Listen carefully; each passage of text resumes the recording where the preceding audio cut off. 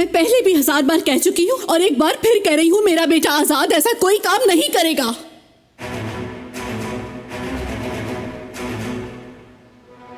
बाबा, बाबा please, आजाद नहीं। बाबा वो ये काम नहीं कर सकता। ये काम आजाद ही करेगा, आजाद के अलावा है कोई? बाबा जी हाँ बिल्कुल।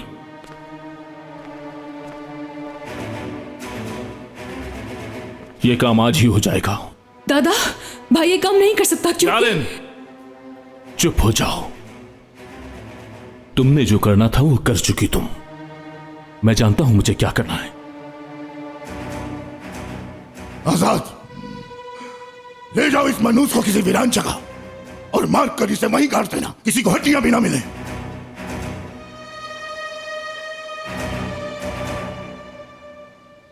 चलो।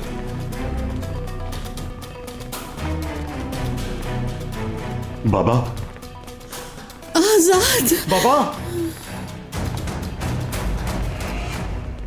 निकालो मुझे यहाँ से, निकालो। रेहान, रेहान, मुझे मत लेकर जाओ। मुझे आखिरी दफा अपनी माँ से मिलने दो। सिर्फ एक दफा देखना है उन्हें। आपको खुदा का वास्ता है। खिजर साहब, मैंने बेटी को आपके हवाले किया था। सिर्फ एक दफा अम्मी से मिलवा दे। या अल्लाह, मेरी बच्ची का क्या कसूर है?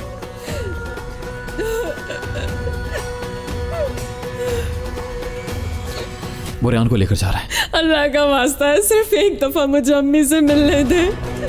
चलो तुम।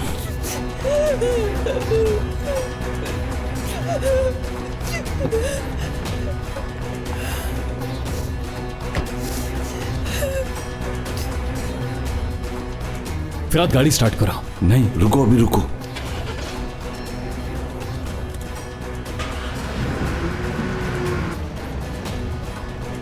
फिराद जल्दी। पहले उसे थोड़ा आगे जाने दो। दूसरे रोड से चलो। ठीक है। तुम कैसे मर्द हो जहान? कैसे बाप हो तुम? क्यों नहीं रोक पाए तुम? कैसे आजाद को मुसीबत में डाल दिया? हमारा कोई वास्ता नहीं है रेहान और मिरान से। उसकी बेटी है रेहान, खिजर ने ये काम खुद क्यों नहीं किया? उसकी बदनामी को मेरा बेटा क्यों अपने सर ले? बस बहुत हो गया, तुम मेरी बेइज्जती कर रही हो। हाँ कर रही हूँ मैं। तुम में हिम्मत थी तो रोक लेते अपने बेटे को। तुम्हारी आंखों के सामने उसके हाथ में गन पकड़ा के भेज दिया गया और तुम देखते रह गए। नाकारा इंसान।